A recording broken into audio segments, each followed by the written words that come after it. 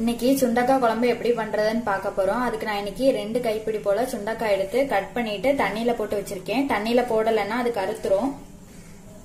இந்த மாதிரி 4ஆவும் வகுந்து போட்டுக்கலாம். அப்படி இல்லைன்னா 2ஆ கட் பண்ணி போட்டுக்கலாம்.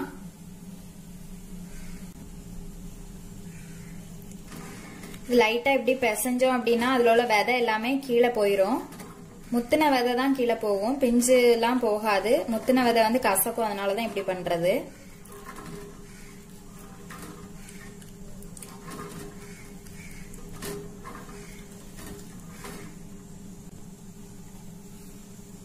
கழுவி எடுத்தாச்சு. இந்த மாதிரி விதை எல்லாமே தனியா வந்துரும். குழம்புல போடுறதுக்காக 2 பச்சை மிளகாய், 1 பெரிய வெங்காயம், 5-6 பல் பூண்டு சின்னதா கட் பண்ணி எடுத்து வச்சிருக்கேன். 2 பெரிய வெங்காயத்தை அரைச்சு எடுத்து வச்சிருக்கேன். 2 தக்காளி பேஸ்டாக்கி எடுத்து வச்சிருக்கேன். குழம்பு மசாலா தூள் வந்து ஒரு 2 டேபிள் ஸ்பூன் போல எடுத்து வச்சிருக்கேன். தேங்காய் துருவல் 2 டேபிள் ஸ்பூன்.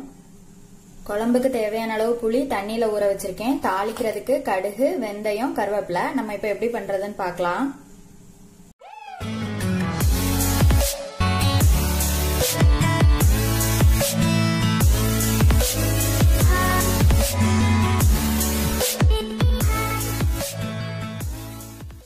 குழம்பு தாளிக்கிறதுக்கு மண்சட்டி வச்சிருக்கேன். அதுல எண்ணெய் விட்டுருக்கேன். இப்ப இதுல வந்து வெந்தயமும் கடுகும் போட்டுக்கலாம்.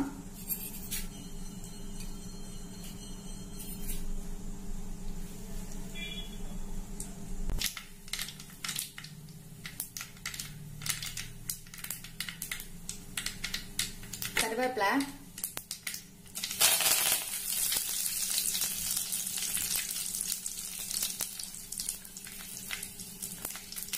பூண்டு,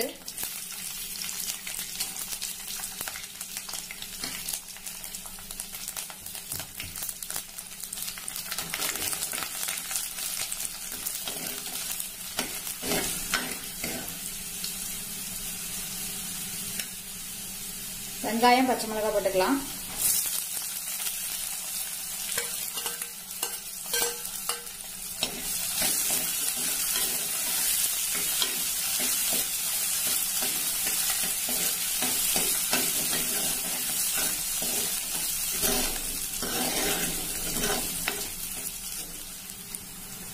வெங்காயம் கொஞ்சம் வதங்கிட்டு இப்ப வெங்காயம் அரைச்சு வச்சது விட்டுக்கலாம்.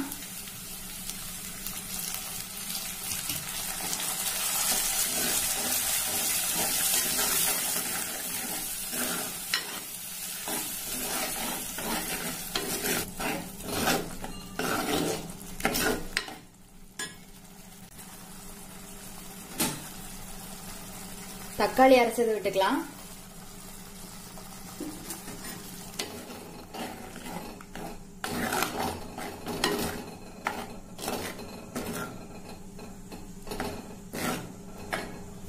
இது கொஞ்சம் வதங்கட்டும்.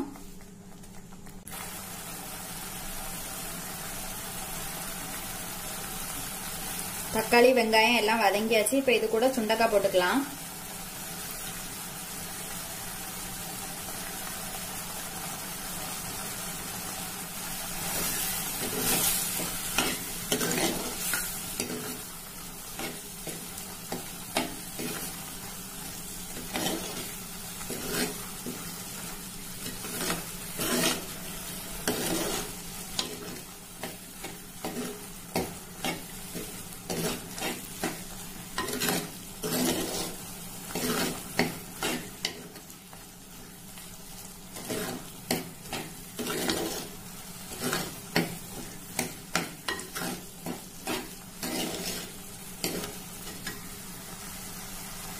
இது ஒரு 2 நிமிஷம் வதங்கட்டும்.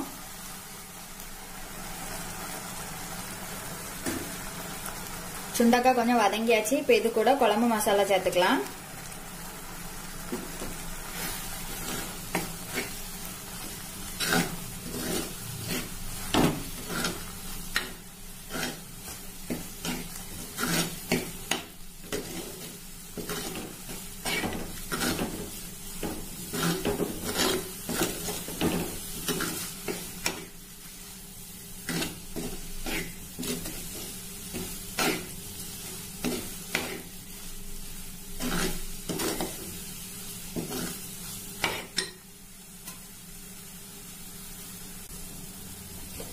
இது கூட புளிய கரைச்சி தண்ணி சேர்த்துக்கலாம்.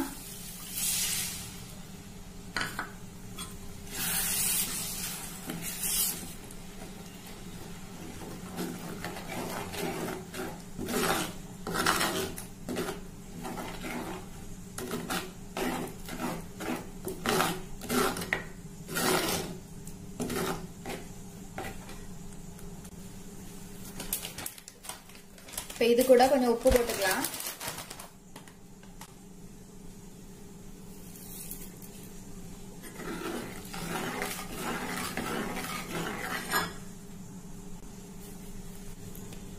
இது கொஞ்சம் கொதிக்கட்டும். நம்ம அதுக்குள்ள தேங்காய் அரைச்சிட்டு வந்துடலாம். கொஞ்சம் தண்ணி விட்டு நல்லா நைஸா அரைச்சிட்டு வந்துடணும். குழம்பு கொதிச்சிட்டு இருக்கு. இப்ப இதுல வந்து நம்ம அரைச்சிட்டு வந்த தேங்காய் விட்டுக்கலாம்.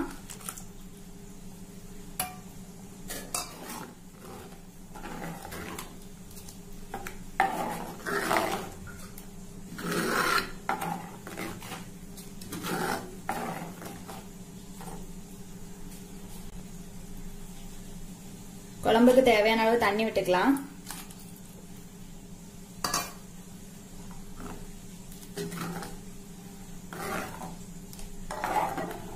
இது நல்லா கொதிக்கட்டும். சுண்டைக்காய் எல்லாம் வெந்து வரட்டும்.